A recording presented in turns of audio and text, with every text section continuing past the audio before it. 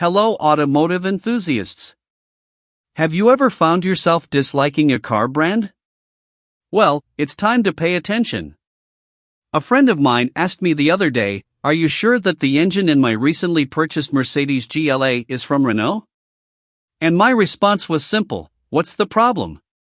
It's the same engine that will soon power the Renault Duster Capture and other models here in Brazil.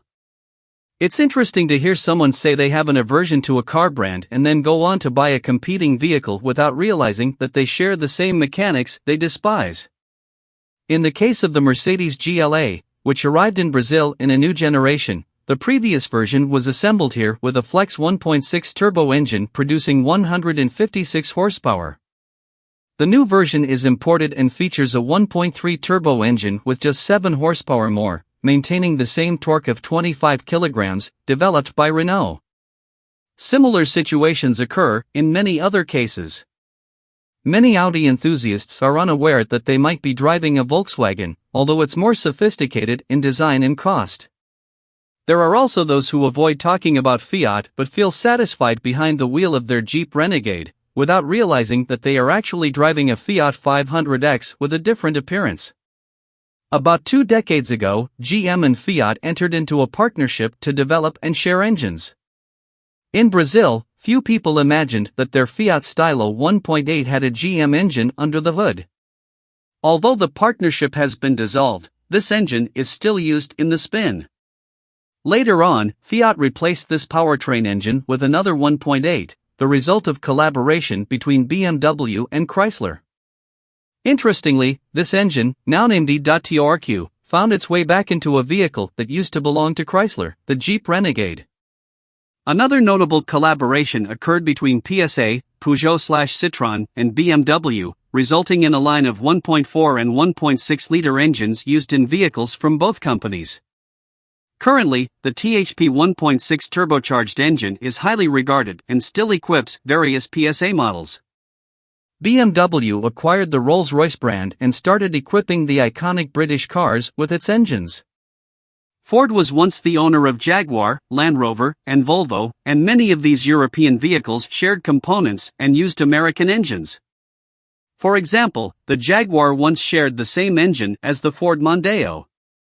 The Fiat Group and Saab also entered into an agreement to jointly develop new cars, resulting in models like the Alfa Romeo 164, Lancia Thema, Fiat Croma, and Saab 9000, all sharing the same platform. In Brazil, mergers and partnerships between manufacturers resulted in various engines being shared. An example of this is when Ford acquired Willys, which produced Renault-licensed models in Brazil. This led to the Renault R12's mechanics being used in the Ford Corsa, and the Renault engine also made its way into the Ford Escort. The 6-cylinder engine from the Jeep Willys also caused issues for the Ford Maverick. Furthermore, Auto Latina, a complex alliance between Volkswagen and Ford that lasted from 1988 to 1995, involved the sharing of bodies and engines between the two companies. In 2001, when Peugeot began production of the 206 in Brazil, it didn't have its own 1.0-liter engine, so it turned to Renault and purchased 1.0-liter 16-valve engines until establishing its own factory in 2004.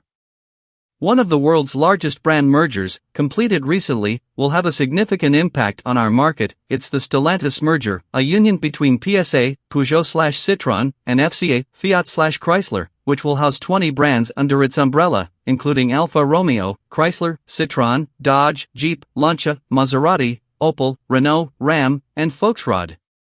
This merger will facilitate a massive sharing and development of engines, platforms, industrial processes, and administrative systems.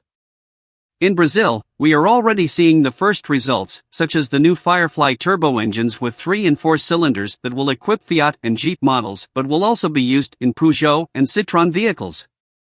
Additionally, the Peugeot 208's platform will be used in future products manufactured in Bitim.